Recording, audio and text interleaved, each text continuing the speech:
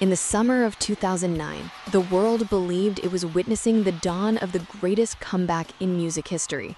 Michael Jackson, the king of pop, was back.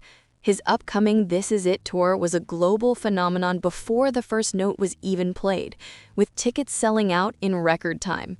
The king was about to reclaim his throne, but behind the sold-out shows and the blinding spotlights, he was hiding a terrifying secret that was about to implode. The Michael Jackson empire was a house of cards, and the king wasn't just broke, he was drowning. When Michael Jackson died on June 25, 2009, the world mourned the loss of a legend. But as the initial shock subsided, a second, more brutal shockwave hit: the truth about his finances. Court documents filed by his own estate would later reveal the staggering reality. At the time of his death, Michael Jackson was in debt to the tune of approximately $500 million. This wasn't just a case of bad investments, it was the result of a lifestyle so extravagant it defied belief. For years, he had been operating in a financial fantasy, reportedly spending $30 to $50 million more than he earned every single year. The money poured out on art, gifts, and the impossible upkeep of his Neverland ranch, all while the interest on his massive loans climbed to crippling rates. This brings us to the dark truth behind the This Is It tour. It was never meant to be a victory lap. It was a desperate all-or-nothing gamble. Those 50 sold-out shows in London were his last chance to pull himself back from the brink of complete financial ruin. The pressure to perform wasn't just artistic, it was existential. This context reframes his final days, turning his dependence on Dr. Conrad Murray and sleep aids into a rock star indulgence, into the desperate measures of a man trying to physically withstand the crushing weight of impending financial collapse. When he died, the gamble failed. The house of cards came crashing down, leaving his estate with a new, immediate liability of around $40 million owed to the tour promoter AEG. This was now piled on top of the $500 million hole he was already in, creating a financial black hole that seemed utterly escapable. The world saw a kingdom without a king, but those on the inside saw something far worse: a kingdom in ruins, saddled with insurmountable debt and no clear path forward. The chaos was just beginning. But the $500 million hole he left behind was only the opening act of the chaos.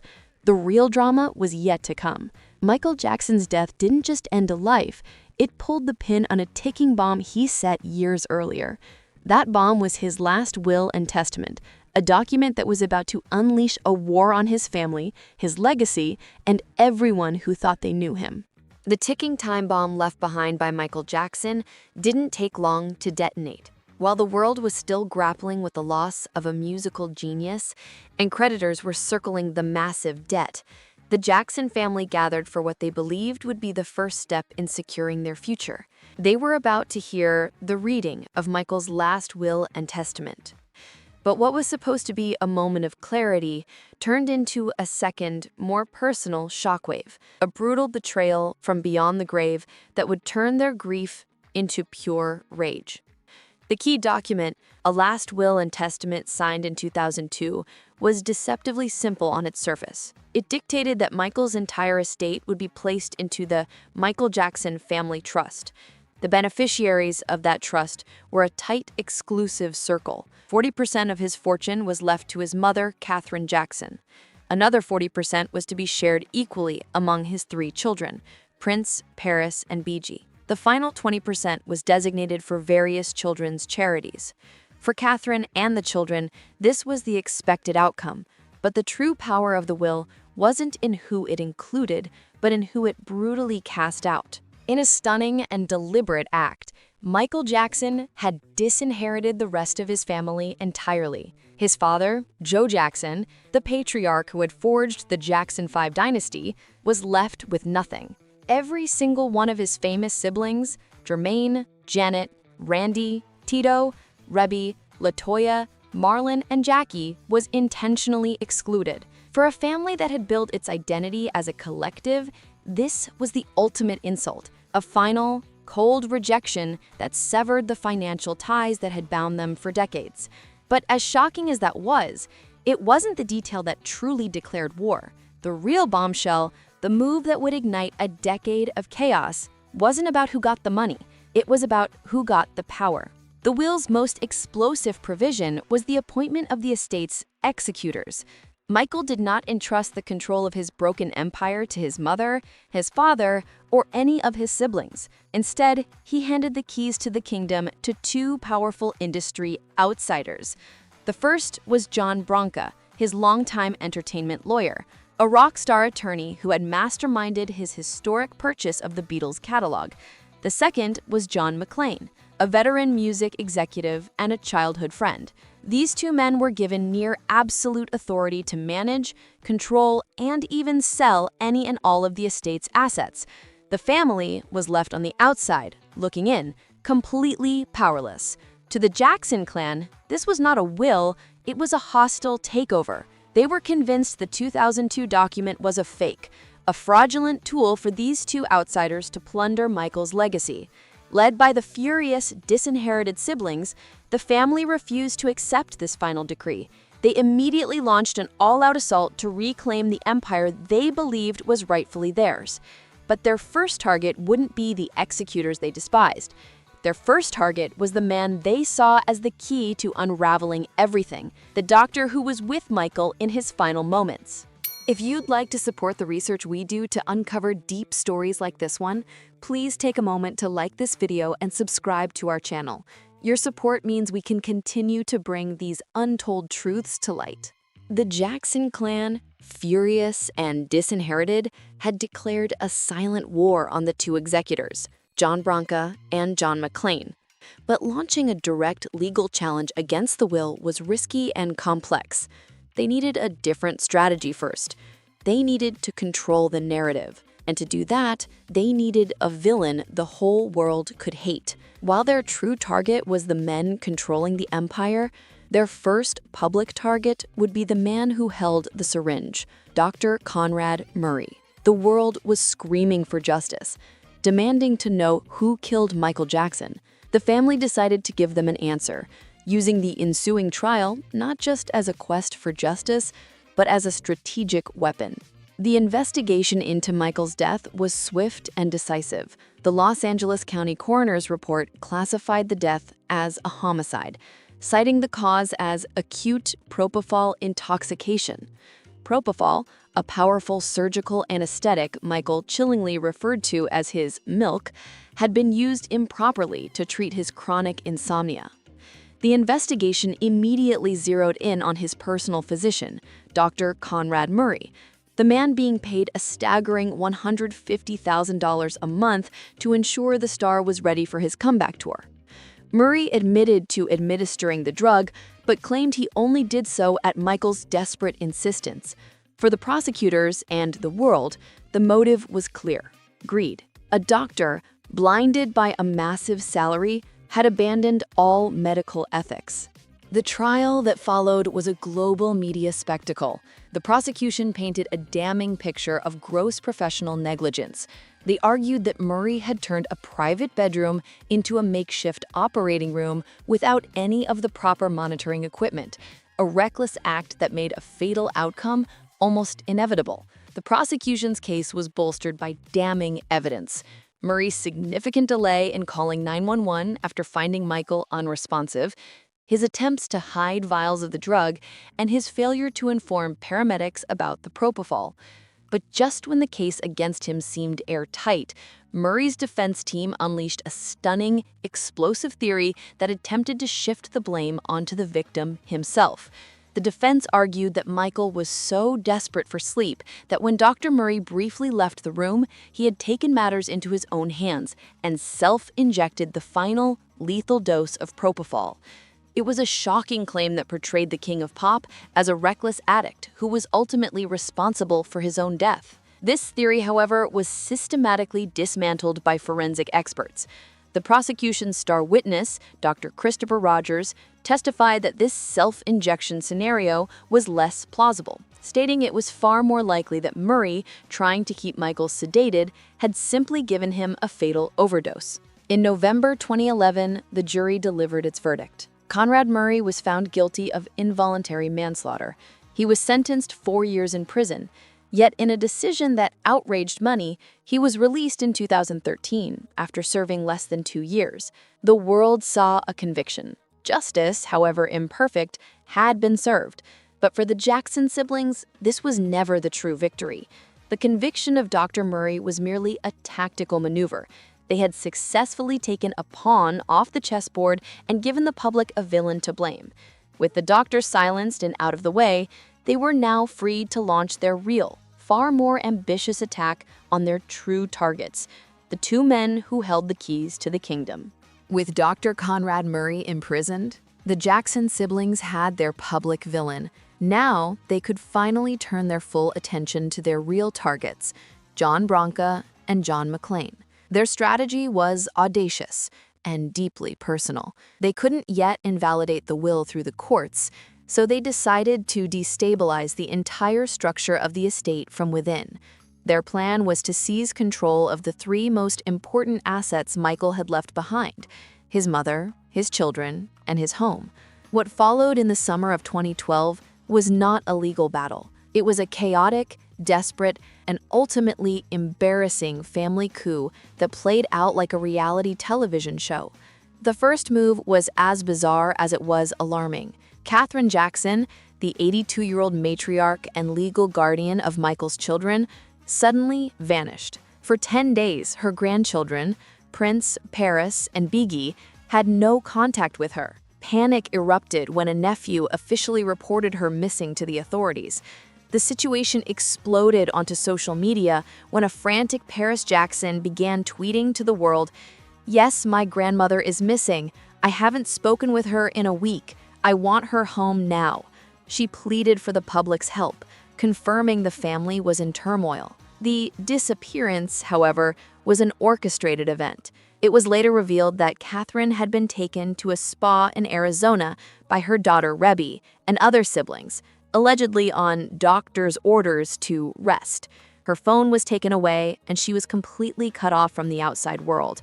The siblings claimed it was for her health, but to the children and the estate, it looked like a kidnapping, a calculated move to isolate Katherine, pressure her into joining their fight against the executors, and destabilize her guardianship. But isolating their mother was just the opening salvo. Their next move was a direct, physical assault on the Calabasas home where Michael's children lived. While Katherine was incommunicado in Arizona, Janet, Jermaine, and Randy Jackson arrived unannounced at the property. What began as a tense argument at the front gate quickly escalated into a full-blown physical altercation.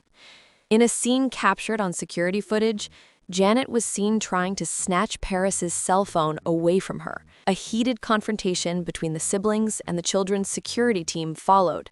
The situation grew so chaotic that police were called to the scene to break up the fight. It was an ugly, public spectacle that laid bare the raw greed and desperation fueling the conflict.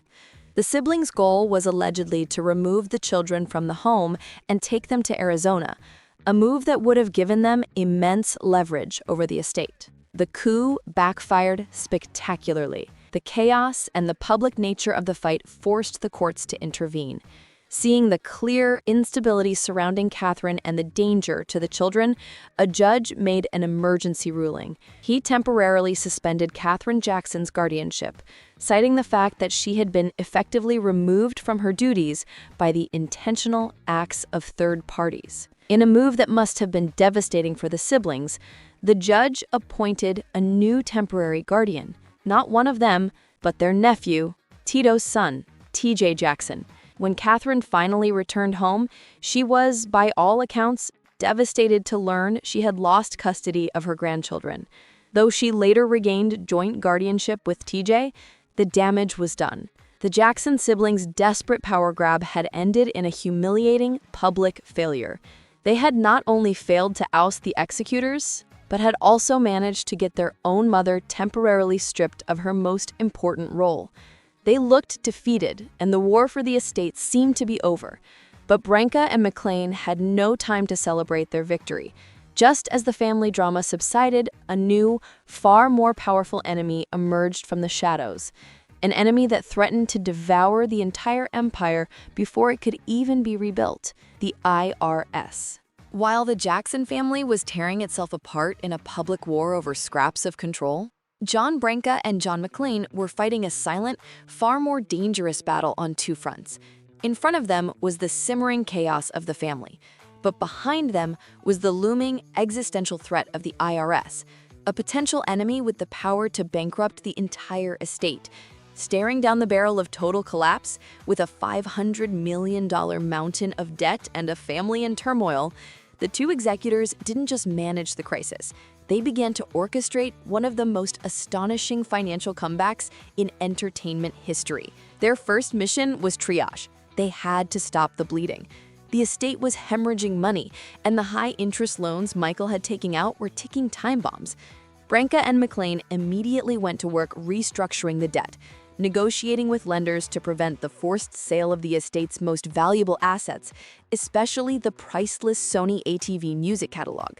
It was a high-wire act of financial diplomacy, convincing banks to bet on a dead man's future. With the immediate threat contained, they moved on to their first masterstroke of offense. They saw an opportunity where everyone else saw a tragedy: the canceled This Is It tour. The estate was on the hook for millions to the promoter AEG, but Branca and McClane possessed something far more valuable: hundreds of hours of rehearsal footage. They expertly packaged this footage into a documentary film, also titled This Is It. The move was pure genius. The film was a global blockbuster, grossing over $250 million and becoming the highest-grossing concert film of all time. With one move, they had not only erased the tour's debt, but had generated a massive infusion of cash for the estate. But even with all this new income, they were still haunted by the ghost of that original, colossal debt. And they knew that one hit movie wasn't enough to build a lasting dynasty. They needed to turn Michael Jackson from a memory into a machine. They launched a series of ambitious new ventures that would monetize his legacy for a new generation.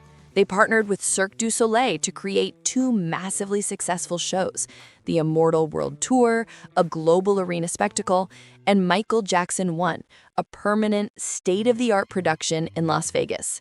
Together, these shows generated billions in ticket sales. They then conquered Broadway with MJ the Musical, a critical and commercial smash hit that in 2023 alone grossed nearly $85 million. The transformation was nothing short of miraculous.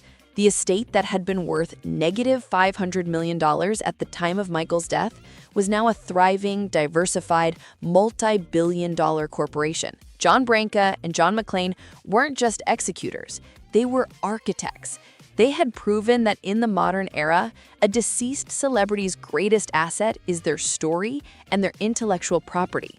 They curated a legacy, understanding that Michael Jackson, the brand, could be more focused, controlled, and profitable in death than he ever was in the chaotic final years of his life. The executors had saved the empire and made it more powerful than ever.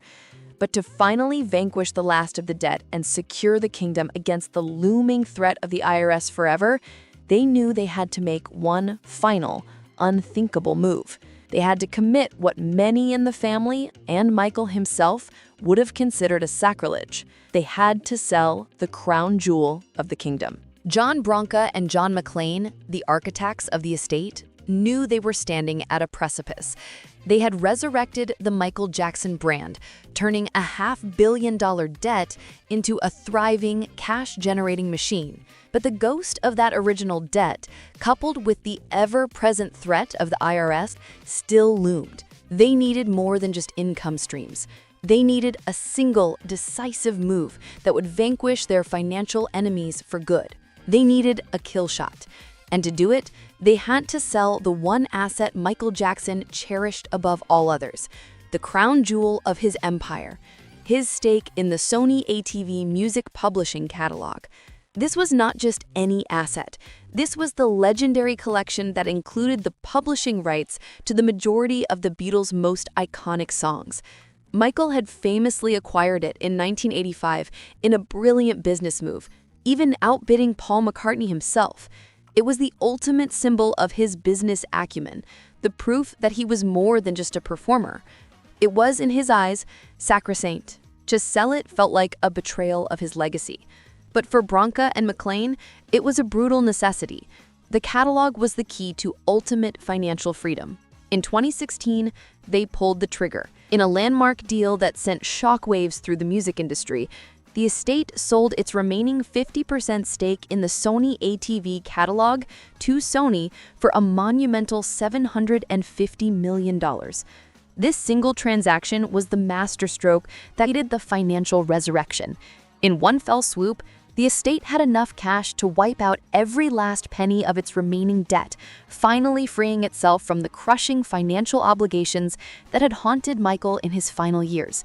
The kingdom was no longer just solvent, it was rich beyond imagination. The executors had achieved the impossible. The war against debt was over. But in solving one problem, they had just ignited a new, deeply emotional war with the one person they could never ignore: Michael's mother. Catherine Jackson was horrified by the sale. To her, this was not a business transaction. It was a desecration. She immediately filed a legal objection to block the deal, arguing that her son had cherished the catalog and would have never, under any circumstances, wanted it sold. She saw Branca and McLean not as saviors, but as ruthless businessmen who were dismantling her son's life's work for profit. It was a clash of perspectives. The executors saw a financial necessity to save the empire, while a grieving mother saw the violation of her son's sacred wishes. The battle went to court, but the outcome was almost preordained. The very will that the family had fought so hard against now worked in the executors' favor. The judge ruled that the 2002 will gave Branca and McLean the broad and near absolute authority to manage and sell assets as they saw fit to benefit the estate. Catherine's objection was overruled. The sale was finalized.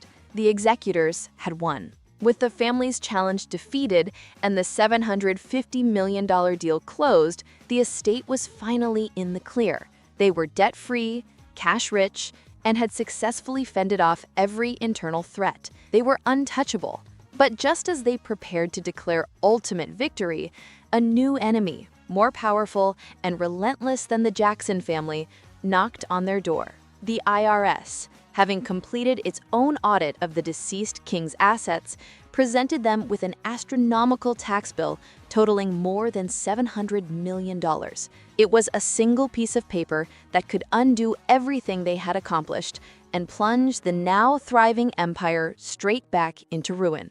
Just as John Branca and John McLean vanquished the last of the estate's internal enemies, sealing their victory with the $750 million Sony ATV deal, their final and most powerful adversary made its move. This was not a disgruntled family member or a bank. This was the full force of the United States government. The Internal Revenue Service, IRS, having conducted its own post-mortem audit of the King of Pop's assets, dropped a financial bombshell that threatened to undo years of meticulous work and send the estate spiraling back into insolvency. The core of the dispute was a battle over a single intangible asset: Michael Jackson's name and likeness. How much was the idea of Michael Jackson worth at the moment he died? The estate, in its initial tax filing, had made an audacious claim, arguing that his reputation had been irrevocably damaged by years of public scandal and controversy. They had valued his name and likeness at a shockingly low figure, a mere $2,105. It was a bold, almost insulting valuation designed to minimize their tax liability. The IRS saw things very, very differently. To them, Michael Jackson was a global icon whose brand was one of the most valuable in history, regardless of his personal controversies. They came back with a staggering counter-valuation, claiming his name and likeness were worth a colossal $434 million. Based on this figure, the IRS presented the estate with a potential tax bill, including penalties, of more than $700 million. It was an existential threat. A single payment of that magnitude would have wiped out the entire profit from the Sony ATV deal and plunged the kingdom straight back into debt. This was not a negotiation. It was an epic legal war that would drag on for years, with the very survival of the Jackson Empire hanging in the balance. The case went to U.S. tax court. The estate's lawyers argued passionately that at the time of his death, Michael's brand was toxic. No company would have wanted to partner with him, and his commercial appeal was at an all-time low. The IRS countered that his death had immediately erased the controversies and resurrected him as a beloved, tragic icon, making his brand more valuable than ever. For years, the two sides battled, presenting expert testimony and complex financial models. The world watched as one judge was about to decide the financial fate of the king of pop. The ruling would either save the kingdom or shatter it forever. In 2021, the judge delivered a stunning ruling that was a near-total victory for the estate. He rejected the IRS's astronomical valuation, calling it an unfair use of hindsight. He ruled that the valuation must be based on what was known at the moment of death, not what happened after. In his final judgment, he valued Michael Jackson's name and likeness at just $4.15 million. It wasn't the $2,105,000 the estate had hoped for, but it was a catastrophic defeat for the IRS. The decision saved the estate from paying hundreds of millions of dollars in taxes and penalties. The executors had achieved the impossible. They had fought off the debt, the family, and now the U.S. government. Every external enemy was vanquished. The empire was now worth over $2 billion and was, for the first time, completely secure. But the war for Michael Jackson's kingdom wasn't over. It had simply evolved. The battle was about to move from the courtroom into the family home, shifting from a fight over control to a fight over the money itself, pitting the next generation against its own. With the external wars finally over and the empire secure, the focus of the Michael Jackson saga shifted from the architects to the heirs. The brutal fights with the family, the creditors, and the IRS were all fought for one reason: to protect the future of Michael's three children, Prince, Paris, and BG. The kingdom was now worth over $2 billion, a fortress of wealth built from the ashes of their father's debt. But what kind of life did this unimaginable fortune provide for the children it was meant for? The answer lies in the will's final and perhaps most controlling act of posthumous parenting. Michael Jackson's will was designed to give his children his wealth, but not the burden of it. At least, not all at once. It established a carefully staggered timeline for their inheritance, a system meant to shield them from the pressures of immense fortune at a young age. Until they turned 21, they lived on a generous, managed allowance. The real access came in 3 distinct stages. At age 30, they would gain access to 1/3 of their individual trust funds. At age 35, they would get another portion, half of what remained. And finally, at age 40, they would receive the final remaining balance, giving them full and ultimate control. Until these milestones are reached, the children of a billionaire live on an allowance. It is, by any standard, an incredibly lavish one. Reports estimate that their annual allowance has been between $7 to $10 million. The estate also covers nearly all of their major expenses, from housing and security to travel and education. It is even provided for their guardian, Catherine Jackson, to the tune of over $55 million in support by 2024. They are beneficiaries of a kingdom, living like royalty, but they are not yet kings and queens. This structure creates a unique and paradoxical reality for the heirs. They are among the wealthiest young people on the planet, but they lack true financial autonomy. They live inside a golden cage. This psychological weight is perfectly captured in a statement made by Paris Jackson. She acknowledged her immense privilege, stating that thanks to her father's legacy, she would be financially secure even if she never worked another day in her life. On the surface, it's a statement of gratitude, but underneath, it reveals the reality of being an heir to such a colossal and famous fortune.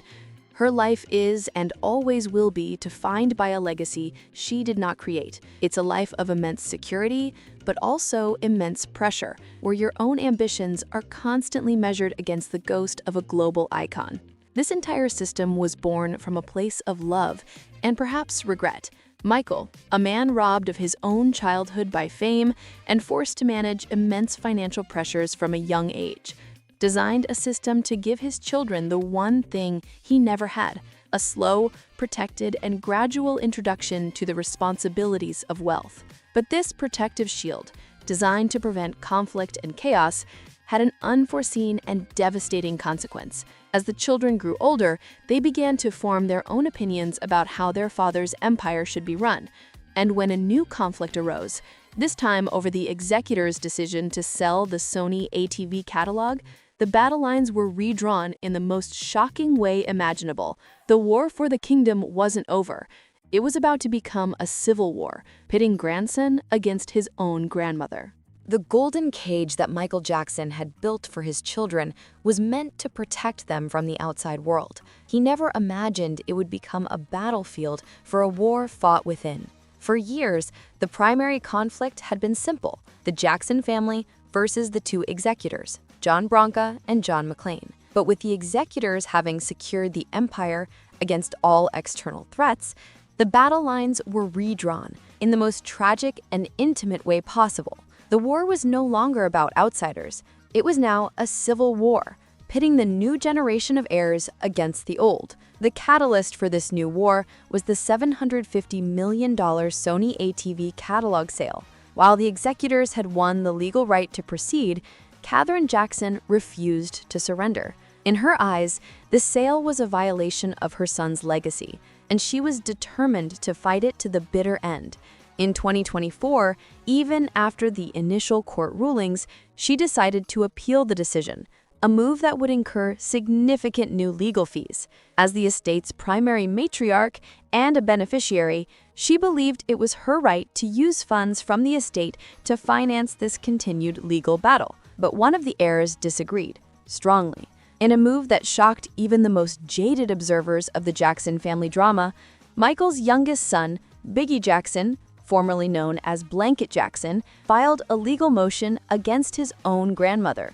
The lawsuit was a stunning act of defiance. Biggie wasn't challenging the executors, he was challenging Catherine. His legal filings sought to block his grandmother from using money from the massive estate to pay for her long-shot appeal of the catalog sale. This wasn't just a legal disagreement. It was a generational earthquake. The motivations behind it revealed that the fight for Michael Jackson's kingdom had entered its final, most personal stage. Biggie's argument was brutally pragmatic. He wasn't motivated by emotion or sentiment, but by cold, hard logic. He argued in court documents that his grandmother's appeal had little chance of success and that spending more of the estate's money on her legal fees was a waste. He was no longer a child watching from the sidelines. He was an adult heir actively protecting the value of his inheritance.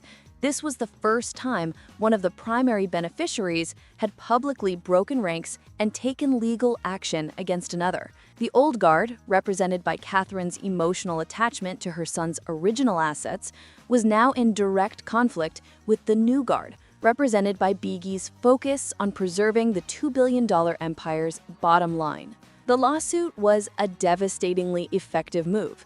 It shattered the illusion of family unity and redefined the power dynamics within the estate.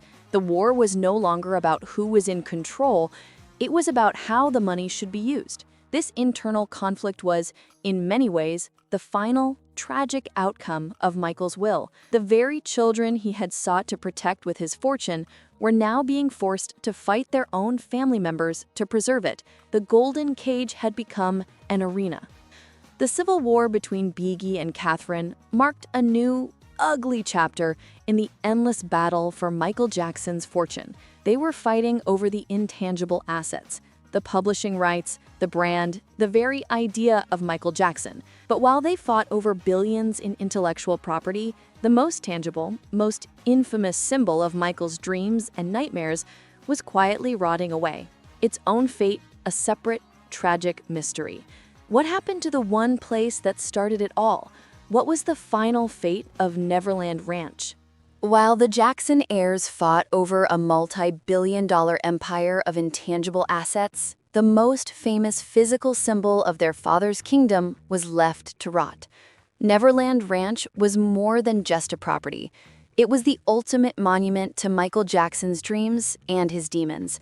It was a fantasy world he had built to reclaim a childhood he never had, complete with an amusement park, a zoo, and sprawling, immaculate gardens. But after his death, this dreamscape became a financial nightmare. The annual upkeep alone cost a fortune, and for an estate still clawing its way out of debt, it was an unsustainable luxury. The magical kingdom was abandoned. The once vibrant home fell into a state of disrepair. The amusement park rides rusted under the California sun, the manicured lawns turned brown, and the whimsical, childlike wonder that had once defined the property faded into a haunting silence. In 2015, the executors made the painful decision to put it on the market, listing the decaying dream for an optimistic $100 million. But the world had moved on. The property was tainted by the controversies that had plagued Michael's later years, and no buyer was willing to pay the price. The listing languished for years, a sad, public symbol of a fallen king. The price was slashed again and again, but still, no one came. Finally, in 2020, a buyer emerged, but it wasn't a star-struck fan or a hotel developer.